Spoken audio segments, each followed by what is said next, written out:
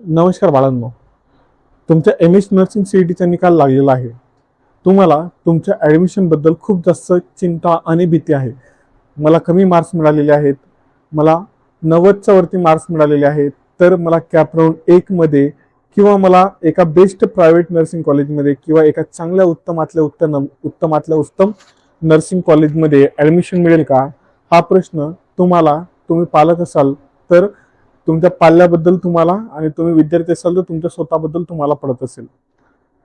निकालानंतरची ऍडमिशनची process काय आहे याबद्दल संभ्रम खूप जास्त निर्माण होत आहे.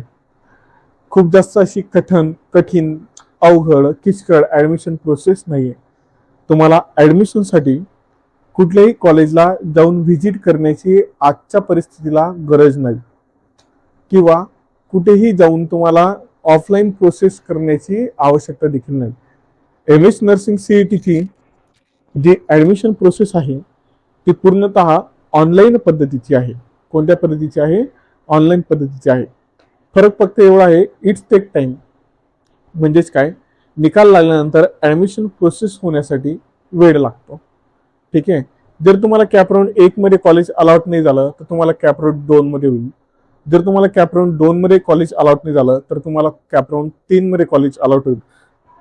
जर 3 मध्ये नाही झालं तर कॅप राऊंड 4 पर्यंत तुम्हाला ऑप्शन भेटतात. कॅप राऊंड 4 मध्ये पण तुम्हाला कॉलेज अलॉट होऊ शकतं. निकाल लागलेला आहे. आता पुढे ऍडमिशन प्रोसेस काय राहील? कट ऑफ ऑलरेडी डिक्लेअर झालेला आहे. कट ऑफ संबंधीचा डिटेल व्हिडिओ मी आपल्या चॅनलला अपलोड केलेला आहे. त्यासाठी तुम्हाला या व्हिडिओचा जो आय सेक्शन दिसत असेल या ठिकाणी, त्या आय सेक्शन वरती क्लिक करायचंय. त्या ठिकाणी तुम्हाला तो व्हिडिओ मिळून जाईल. कट ऑफ कसा राहील त्याचा व्हिडिओ मिळून जाईल.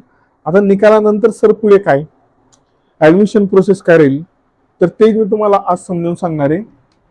बघा, सगळ्यात आधी सांगायचं म्हटलं तर आपण जो वेबिनार करणार आहोत 149 रुपीजचा वेबिनार आहे, लाईव्ह वेबिनार, ज्यामध्ये तुम्हाला कम्प्लीट ऍडमिशन प्रोसेस रोडमॅप मिळेल.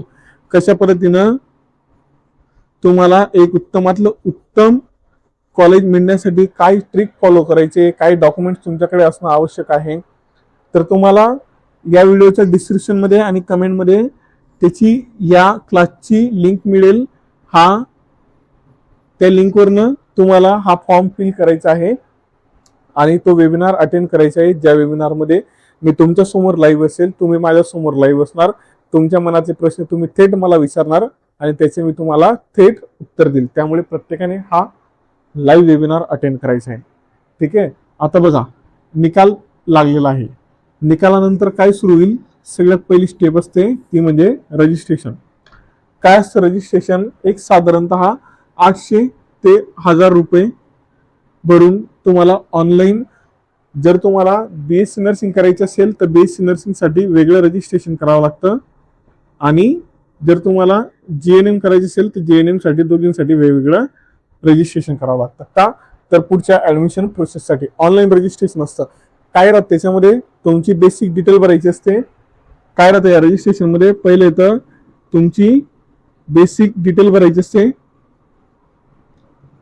नंतर असतं ऑल तुमचे जे डॉक्युमेंट्स आहेत, ऑल डॉक्युमेंट्स ते काय करायचे असतात? अपलोड करायचे असतात ऑनलाईन पद्धतीनं. आणि नंतर काय करायचं असतं? तिसरं, जी फीज आहे 800 ते 1000 रुपयाचा आत फी असते, ती फीज काय करायची असते? पे करायची असते. या 3 स्टेप असतात रजिस्ट्रेशन मध्ये. रजिस्ट्रेशन झाल्यानंतर करेक्शन विंडो ओपन होते. राजांनो, काय ओपन होते? Correction window. तुम्ही हे रजिस्ट्रेशन करताना, ऑनलाईन फॉर्म भरताना तुमचं नाव चुकवलं असेल, एखादा चुकीचा डॉक्युमेंट अपलोड केला गेला असेल किंवा कॅटेगरी चुकीची फिल करून टाकली असेल तर ती करेक्ट करण्यासाठी करेक्शन विंडो ओपन होते. तुम्ही तुमच्या फॉर्मला काय करू शकता? या ठिकाणी एडिट करू शकतात. काय करू शकतात? एडिट म्हणजे करेक्शन करू शकतात तुमच्या फॉर्म मध्ये.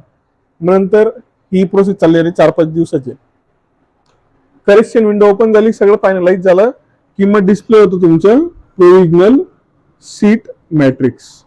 काय डिस्प्ले होतं? Provisional seat matrix. Provisional seat matrix मध्ये काय असतं? कोणत्या कॉलेजला कोणत्या कॅटेगरीचे किती सीट आहेत, किंवा अजून जर सांगायचं म्हटलं न्यू जर कॉलेजेस आले असतील, न्यू गव्हर्नमेंट असतील, new colleges, new private colleges असतील, तर ते आपल्याला कुठे बघायला मिळतात?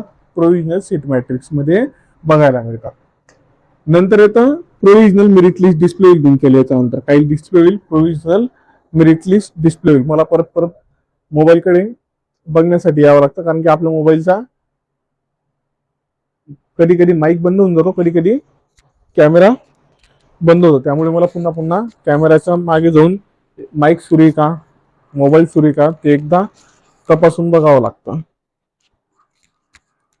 ठीक आहे. मग नंतर प्रोव्हिजनल मेरिट लिस्ट लागल्यानंतर प्रोव्हिजनल मेरिट लिस्ट मध्ये काय बघायला मिळेल? तुमची रँक किती आहे. ठीक आहे.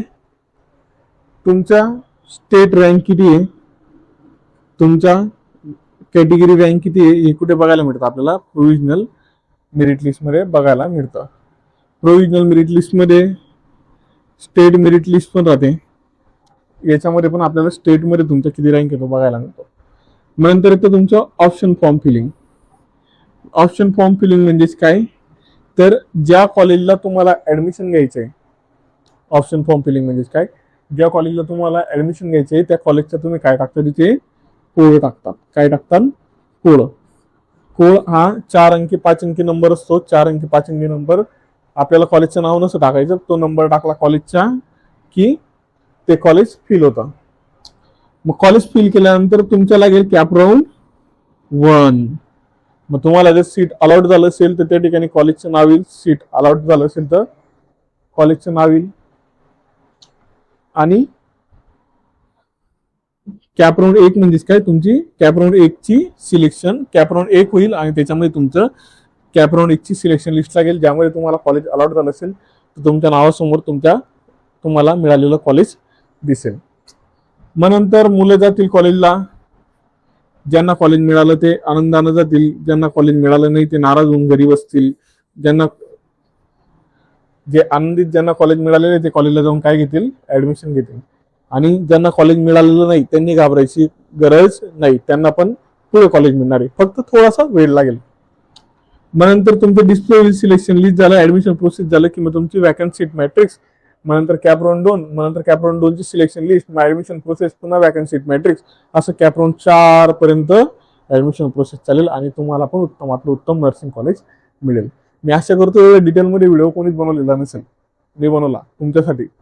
जर तुम्हाला अद्यापही काय अडचण असेल, काही समस्या असतील तर मला विचारा. व्हिडिओला करा हाईप, चॅनलला करा हात जोडून विनंती आहे सबस्क्राईब, आणि तुमच्या समस्या असतील त्या कमेंट करून विचारा. तोपर्यंत जय हिंद, जय महाराष्ट्र.